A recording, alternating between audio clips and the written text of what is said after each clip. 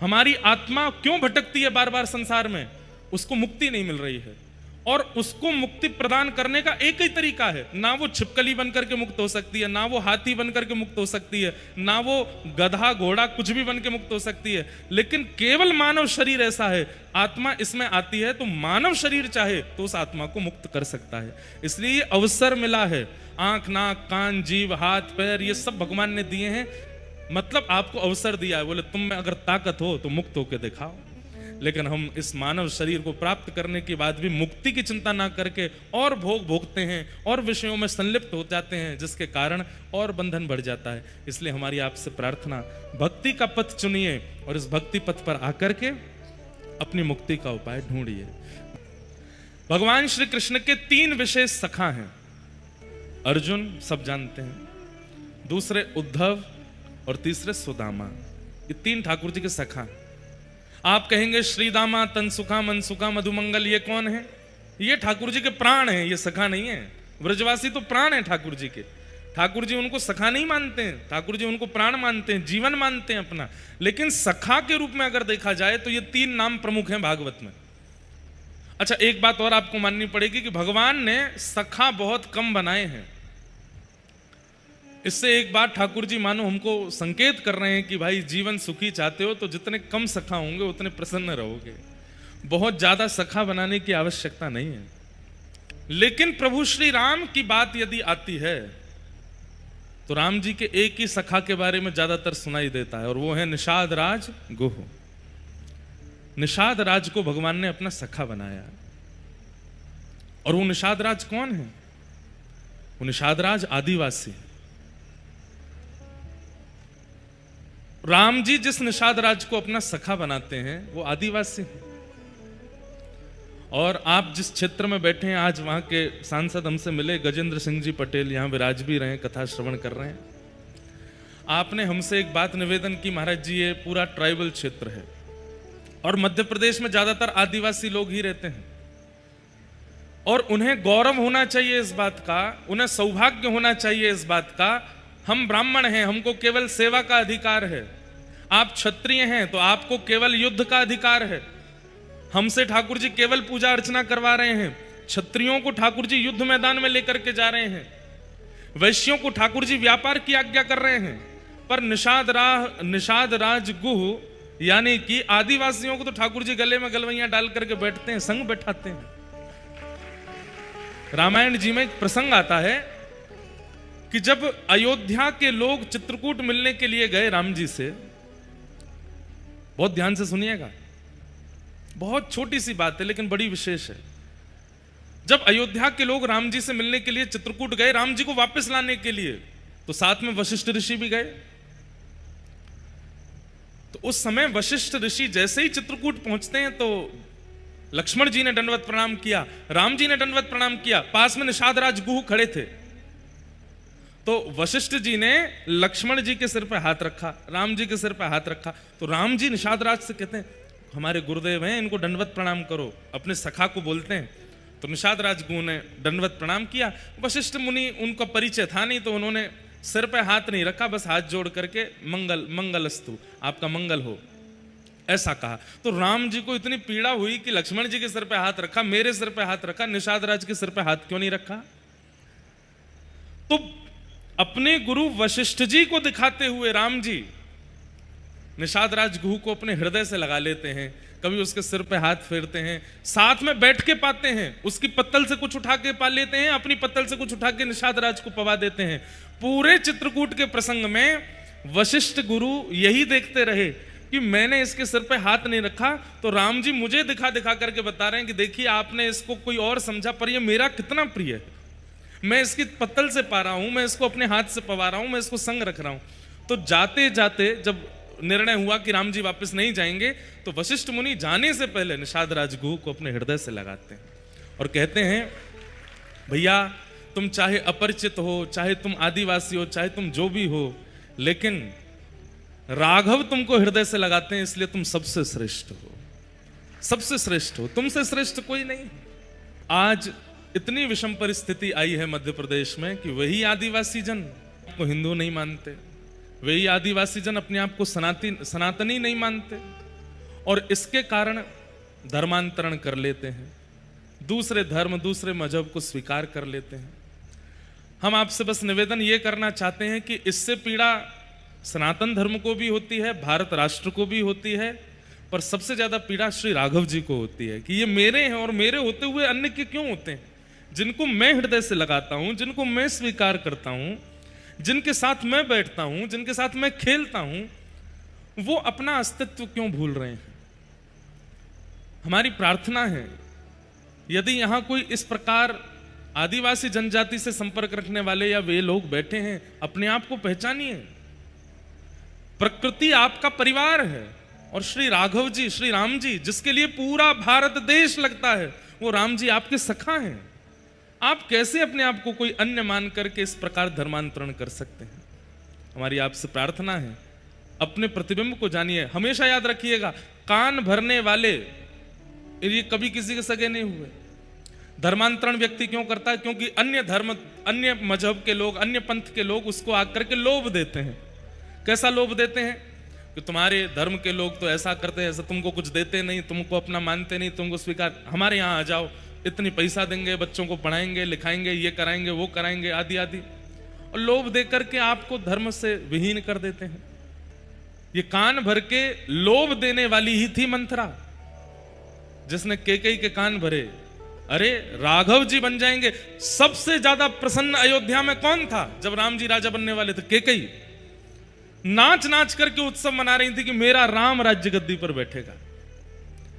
भरत जी से इतना प्रेम नहीं किया केकई ने, शत्रुघ्न से इतना प्रेम नहीं किया केकई ने, जितना प्रेम अपने पुत्र राम से किया है।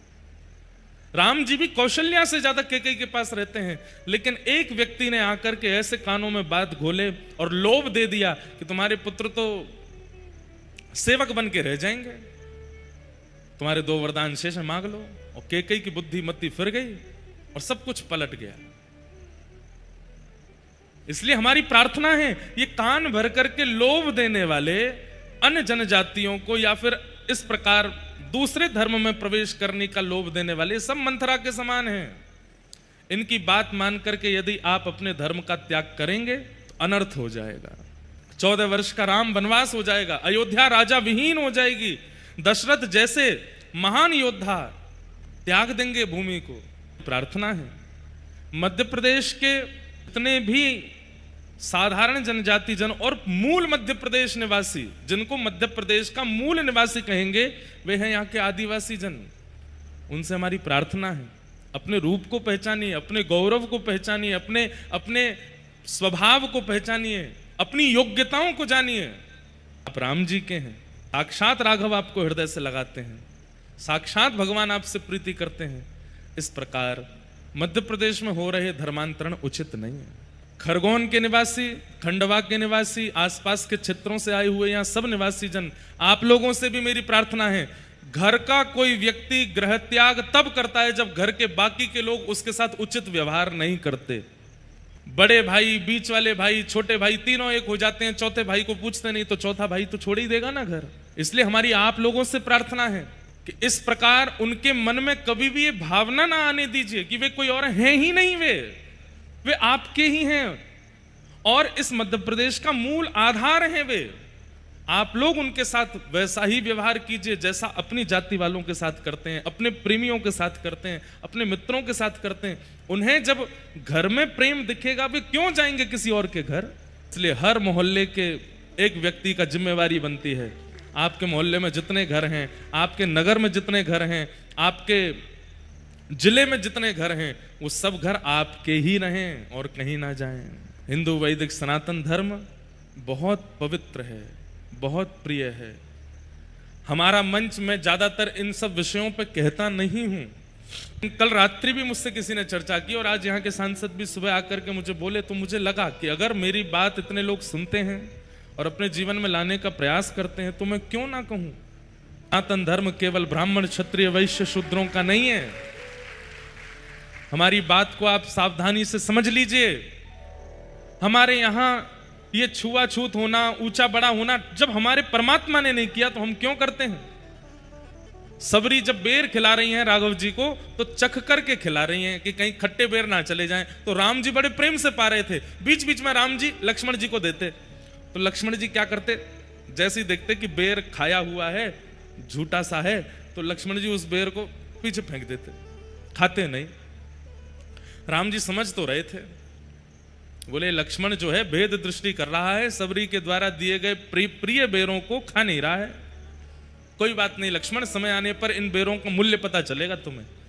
और जब समय आया, शक्ति लगी, लक्ष्मण जी को बाण लगा, तो कहते हैं कि संजीवनी पूरा पर्वत वहां पर कहा गया था कि कुछ बूटी ही है संजीवनी बूटी, लेकिन पूरे पर्वत पर संजीवनी का दर्शन होने लगा था।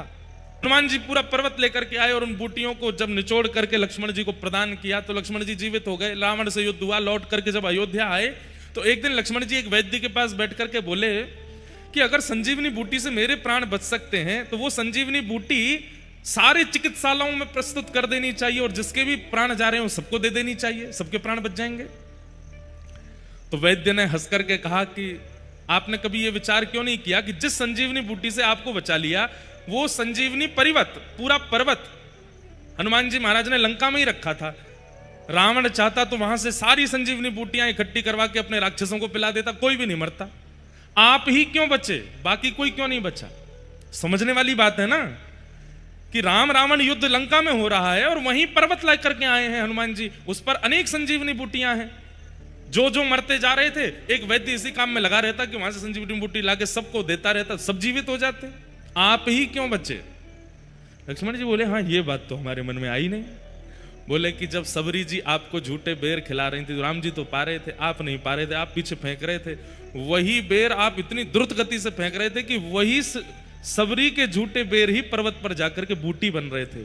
और जब पर्वत लेकर के आया गया, वैद्य ने बूटी नहीं खोजी है, राम जी ने बूटी खोजी है। बोले जितने बेर लक्ष्मण ने पीछे फेंके वही बूटी बन करके आए होंगे। सबरी के उच्छिष्ट बेरों से प्रकट हुई बूटी से ही लक्ष्मण के प्राण बचेंगे। वो केवल आपके प्राण बचाने के लिए था और किसी के प्राण नहीं बचते उससे। सोचिए, वहां लक्ष्मण जी ने भेद दृष्टि की तो ठाकुर जी ने उन्हें भी बता दिया कि भाई सबरी जी के साथ भी तो यही हुआ था।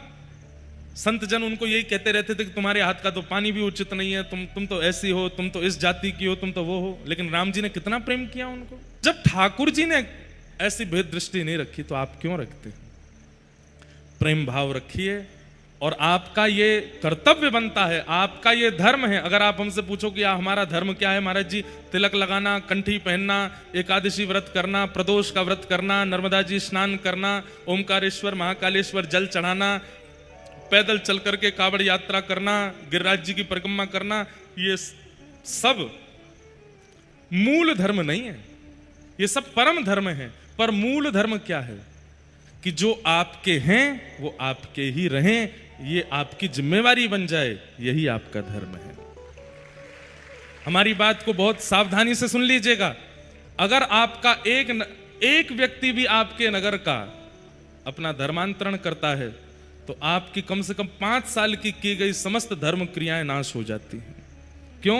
आपकी जिम्मेवारी थी कि वो आपका रहे, लेकिन फिर भी उसने आपका त्याग कर दिया, अन्य किसी मजहब पंथ को स्वीकार कर लिया। ये आपके लिए दुर्भाग्य है। कैसा धर्म का पालन कर रहे हो आप कि आप अपने परिवार को ही नहीं बचा पा रहे हो? इसलिए कथाएं सुनना सब आवश्यक है, तीर्थ यात्राएं करना सब आवश्यक है, धर्म आध्यात्म में बताई गई बातों का पालन करना सब आवश्यक है। पर इन सबसे भी ज्यादा आवश्यक यह है कि आप एक परिवार हैं। केवल खरगोन में डी के परिवार नहीं है, खरगोन पूरा परिवार है और ये पूरा परिवार सदैव एकजुट रहे, कभी भी अपने घर का त्याग ना करे कोई, ये आपकी जिम्मेवारी है।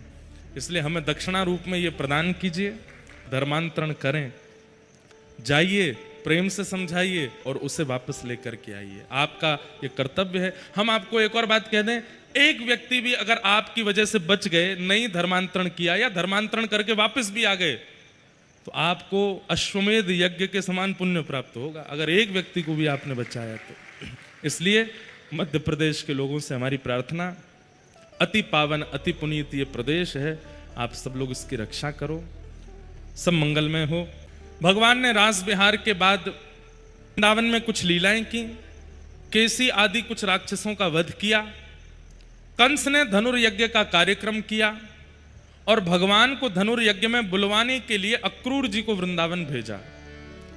श्री अक्रूर जी महाराज वृंदावन आए और ठाकुर जी को लेकर के मथुरा गए। मथुरा आकर के भगवान ने कुबलिया पीड़ हाथी का उद्धार किया, कुब्जा के ऊपर कृपा की, रणभूमि में प्रवेश करके अनंत पहलवानों के वध किए और 50 सिड्डी ऊपर बैठे हुए महाराज कंस को अपनी दोनों भुजाओं से उठा करके ठाकुर जी ने नीचे पटक दिया और कंस का वध हो गया। बोलो कंस मर्दन भगवान की। कंस वध के पश्चात भगवान ने अपने नाना मतलब कंस के पिता उग्रसेन को राज्य गद्दी पर बिठाया। भगवान श्री कृष्ण ना तो कभी द्वारिका के राजा बने, ना कभी मथुरा के राजा बने। दुनिया राजा बोलती उन्हीं को है, पर वे कभी राज पदवी पर नहीं बैठे। उग्रसेन को राजा बनाकर के भगवान ने देवकी मैया को कारागृह से मुक्त किया। मां ने अपने लाला को 11 वर्ष 56 दिन बाद आज देखा। छोटे से कन्हैया देखे थे, उसके बाद आज देखे। देख करके मैया ने हृदय से लगाया। भगवान ने एक दिन इच्छा प्रकट की और कहा कि मां, मैं सामान्य बालकों की तरह विद्यालय पढ़ने जाना चाहता हूं। और 12 वर्ष की आयु में पहली बार ठाकुर जी विद्यालय गए। सोचो, यहां छोटे छोटे 2 साल 2.5 साल के बस्ता टांग के चले जाते हैं स्कूल, और फिर हम लोग बड़े होने पर कहते हैं कि इनका मानसिक विकास क्यों नहीं हो रहा है, ये माता पिता की सेवा क्यों नहीं करते हैं, ये परिवार से विलग क्यों रहना चाहते हैं, ये उखड़े उखड़े से क्यों रहते हैं, ये परिवार को सर्वस्व क्यों नहीं मानते हैं। क्योंकि परिवार ने 2.5-3 साल की उम्र में स्कूल भेज दिया। पता नहीं आज का प्रावधान क्या है, पर हमारी बात मानिए, कम से कम 4-5 वर्ष तक बालकों को घर पर ही रखा कीजिए। लालयेत 5 वर्षाणी।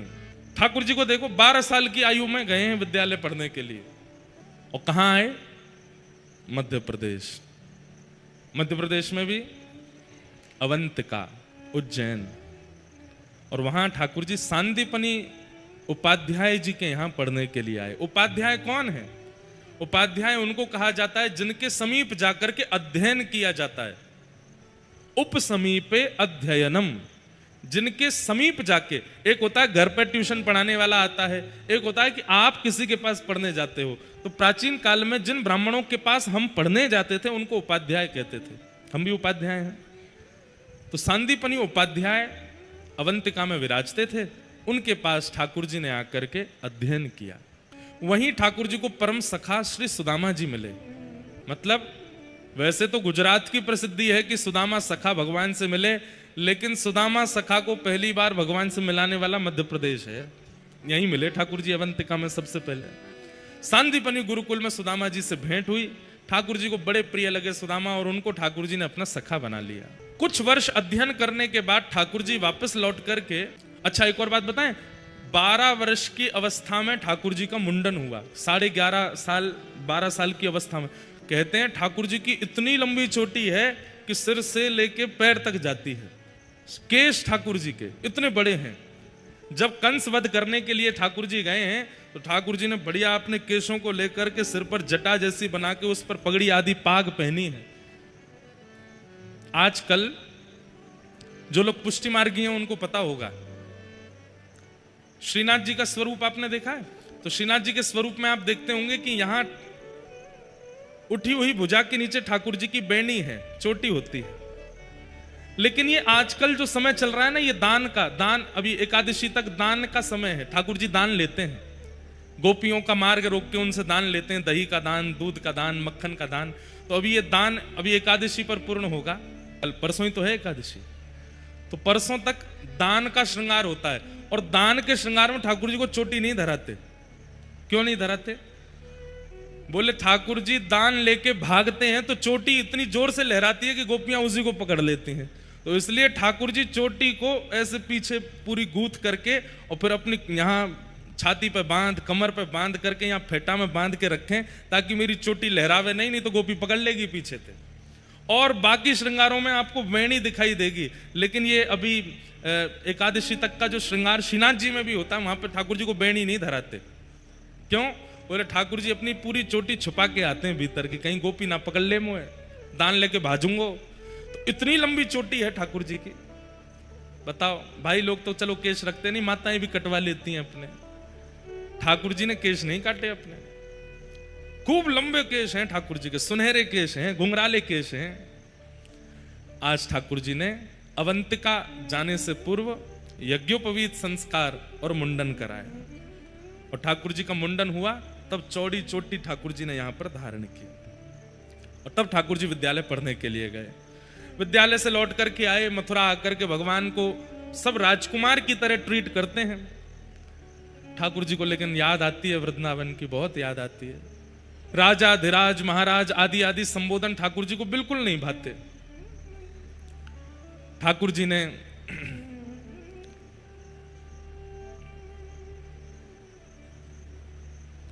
उद्धव जी को वृंदावन भेजा, और श्री उद्धव जी महाराज वृंदावन गए, गोपियों से चर्चा करके आए। लौट करके वापस जैसे ही ठाकुर जी आए, उद्धव जी आए, भगवान ने उद्धव जी से कहा, उद्धव तुम ज्ञानी तो हो, मैं तुम्हें प्रेमी बनाना चाहता था, इसलिए तुम्हें वृंदावन भेजा। मथुरा पर चढ़ाई हुई और मगध नरेश जरासंध ने 17 बार मथुरा पर चढ़ाई की, और 17 बार भगवान ने पूरी सेना को मार दिया, अकेले जरासंध को छोड़ दिया। जरासंध ने 18वीं बार ब्राह्मणों को अनुष्ठान पर बैठाया, अगर मैं हार गया तो तुम ब्राह्मणों के सर धड़ से अलग कर दूंगा। ब्राह्मणों को अनुष्ठान पर बैठा जान ठाकुर जी घबरा गए, बोले कि अब मैं जरासंध को नहीं हरा सकता। क्यों? ब्राह्मणों को अनुष्ठान पर बैठ, सोचिए गौ ब्राह्मण प्रतिपालक, कितना प्रेम करते हैं ठाकुर जी ब्राह्मणों से। ठाकुर जी ने रात रात में विश्वकर्मा को आज्ञा की, बोले जाइए एक नई नगरी का निर्माण कीजिए और सोते हुए मथुरावासियों को वहीं पहुंचा दीजिए, हम रण छोड़ के भागेंगे। बलराम जी से कही, बोले दादा थोड़ी देर युद्ध को अभिनय करेंगे, बाकी बाद हाथ पकड़ के दोनों भाज लेंगे। दाऊ दादा बोले लाला वैसे ही हम पे इतने लांछन लगे हैं, कोई के माखन चोर, कोई के इनके माता पिता को पतो नहीं है, कोई कछु कह रहा हो, कोई कछु कह रहा है, जो एक नयो आरोप और लग जाएगा कि रण छोड़ के भाज गए। ठाकुर जी बोले अगर मेरे गौ ब्राह्मण संत सुरक्षित होते हैं रण छोड़ने से, तो हमको छोड़ने में आवश्यकता नहीं। हमको अपने नाम की परवाह नहीं है भैया, पर हमारे गौ ब्राह्मण संत ये सुरक्षित रहने चाहिए। जरासंध बड़ा क्रूर है, अगर इस बार भी हार गया तो ब्राह्मणों को, संतों को, गायों को चुन चुन करके खत्म करेगा, इसलिए अब की बार भागना पड़ेगा। बलराम जी बोले लाला तू सीधे जरासंध को ही सफायो कर दे। बोले जी मेरे हाथों नहीं मरेगा, इसकी मृत्यु तो भीम के हाथों होगी, और वो बात की निश्चित है। देखो जिसके हाथ मृत्यु निश्चित है उसी के हाथ होगी। ठाकुर जी चाह करके भी जरासंध को नहीं मार रहे हैं। और बीच युद्ध मैदान में युद्ध करते करते करते ठाकुर जी ने बलराम जी की ओर देखा, बलराम जी ने ठाकुर जी को, दोनों भैया ने हाथ पकड़े और युद्ध करते करते ठाकुर जी वहां से भाग गए, रण छोड़ करके भागे, इसलिए ठाकुर जी को नाम पड़ गया रण छोड़ रहा है। बोलो रण छोड़ रहा है भगवान की, द्वारिकाधीश की। आहा विप्रधेनु संतन के कारण रण छोड़ो ब्रजनाथ, गोमती तट द्वारवती पधारे, गोमती तट द्वारवती पधारे, कहलाए द्वारिका नाथ, वृंदावन प्यारो वृंदावन। हम जिस भी तीर्थ में जाते हैं उस तीर्थ की एक पंक्ति जोड़ देते हैं इस पद में। अब जैसे कल जगन्नाथपुरी जा रहे हैं तो जगन्नाथपुरी की पंक्ति क्या है? बलभद्र और सुभद्रा संग विराजे व्रज के नाथ, रथ आरूढ़ भये नंद नंदन, रथ आरूढ़ भये नंद नंदन, कहलाए जगत के नाथ, वृंदावन प्यारो वृंदावन वृंदावन। तो भगवान द्वारिकाधीश बने। द्वारिका में जाकर के ठाकुर जी ने सबसे पहले तो बड़े भैया को ब्याह करवायो। रेवत राजा की पौत्री के साथ, रेवती के साथ में बलराम जी का ब्याह हुआ। यहाँ कौंडन्यपुर के राजा भीष्मक हैं, भीष्मक की पुत्री साक्षात लक्ष्मी जी ही पधारी हैं रुक्मणी जी के रूप में, उनके साथ ठाकुर जी का विवाह हुआ। बोलो रुक्मणी रमण भगवान की। रुक्मणी जी के साथ ठाकुर जी का प्रथम विवाह हुआ, जाम्बती के साथ दूसरा विवाह हुआ, सत्यभामा के साथ तीसरा विवाह हुआ, और मीठे रस से भरोड़ी राधा रानी लागे, महारानी लागे, मन प्यारो प्यारो यमुना जीरो पानी लागे। एयर ट्रैफिक कंट्रोल वालों का फोन आ रहा है, जल्दी हेलीकॉप्टर में आइए, आ रहे हैं। अभी ठाकुर जी को ब्याह तो है तो भैया अब क्या बताएं, हम तो क्या बता रहा था मैं। हाँ, यमुना जी के साथ में ब्याह हुआ, ठाकुर जी का चौथा ब्याह। श्याम सुंदर श्री यमुने महारानी की। तत्पश्चात ठाकुर जी के अष्ट प्रमुख विवाह हुए।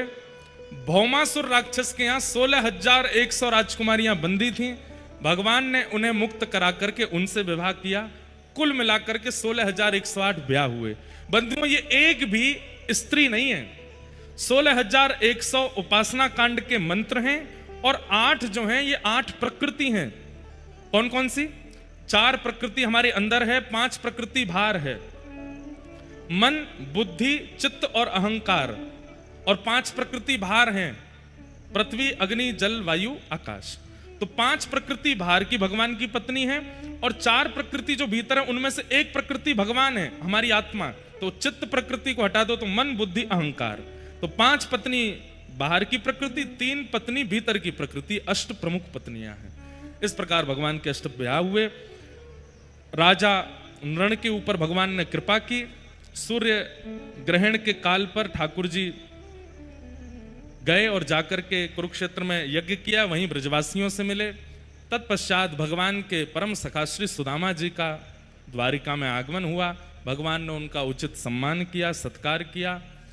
सुदामा जी महाराज अति प्रसन्न होकर के लौटे। भगवान ने उनको सर्वस्व प्रदान कर दिया। जो तुच्छ, कुछ और सब कुछ, जो ठाकुर जी से कुछ मांगता है उसको ठाकुर जी तुच्छ देते हैं, और जो कुछ नहीं मांगता, सेवा करता है, उसको ठाकुर जी कुछ देते हैं। लेकिन जो ठाकुर जी के सामने भुजा उठा करके खुद को अर्पित कर देता है उसको ठाकुर जी सब कुछ दे देते हैं।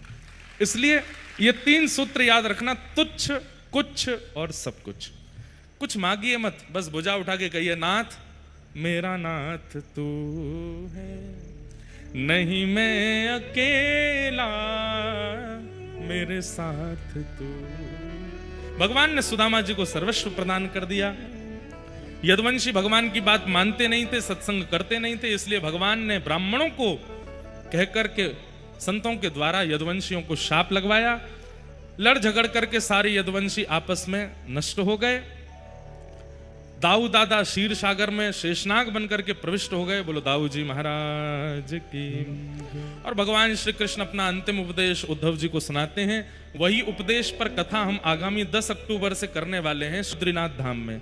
10 अक्टूबर से 16 अक्टूबर तक श्री बद्रीनाथ धाम में उद्धव कृष्ण संवाद पर कथा होगी, जो भगवान ने अपना अंतिम उपदेश किया है। जिनकी सुनने की इच्छा हो बद्रीनाथ आ जाना। इस प्रकार भगवान ने अपना उपदेश प्रदान किया। उद्धव जी की याचना करने पर भगवान ने एक ज्योति रूप धारण करके 7 बार आकाश में भ्रमण करते हुए तिरोधाय प्रविष्टो यम श्रीमद् भागवतार्णवम, अपनी लीला पूरी करने से पहले ठाकुर जी भागवत में आकर के विराजमान हो गए। अर्जुन ये दृश्य देख करके वापस लौट के चले गए। पांडव स्वर्गारोहण कर गए। परीक्षित को राज्य गद्दी पर बैठा गए। परीक्षित के द्वारा अपराध होने पर 7 दिन का मरने का श्राप लगा।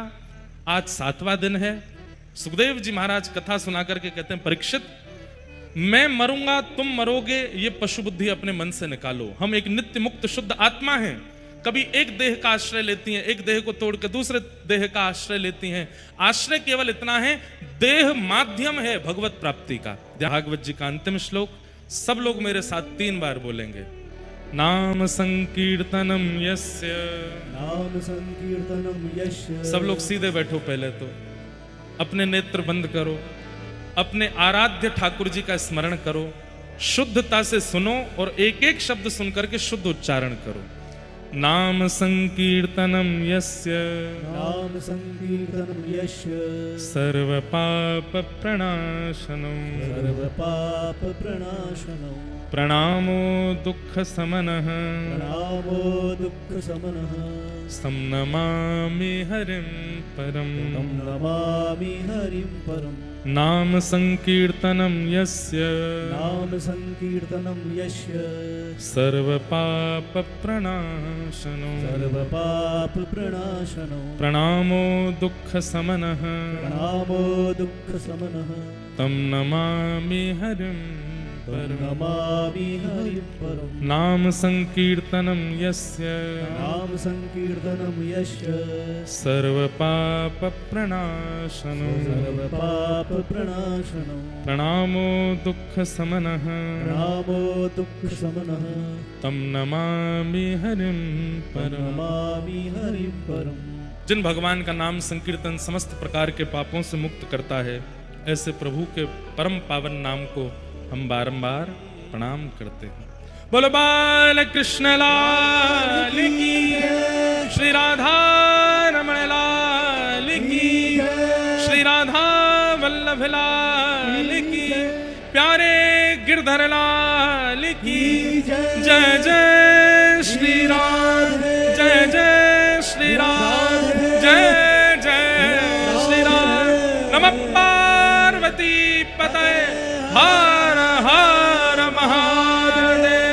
श्री महाकालेश्वर भगवान की, श्री ओमकारेश्वर भगवान की जय।